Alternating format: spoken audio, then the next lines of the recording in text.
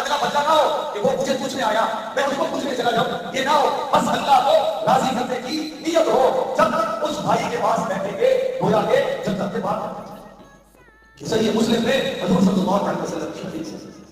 तो मैंने सोचा आज मैं जुमा के बयान में अपने भाइयों को ये हदीस सुनाऊंगा और उनसे आज करूंगा कि अल्लाह की रजा के लिए आप मुसलमान भाई को पूछने जाया करें, नियत अल्लाह को राजी करने की रखा करें। आप जन्नत के द्वार पर बैठे होंगे और फिर मेरे दिल में ये बात बता दे कि जन्नत में तो दुआ कबूल होगी ना। तो इंशाअल्लाह अगर सही नियत के साथ किसी मरीज को पूछने गए, वहां जन्नत तो है, हुजूर के फरमान के मुताबिक ये बेहतर मरीज के लिए दुआ करें और अपने जो काम अटके हुए हैं वो भी अल्लाह से मांगें। बड़ी फजीलत है भाई मुसलमान भाई की अयादत करना। एक और हदीस में इमाम अल-अंबिया सल्लल्लाहु अलैहि वसल्लम ने फरमाया, वो है इसका कि जो शख्स किसी बीमार भाई को पूछने जाए, अल्लाह की रजा के लिए जाए, जब तक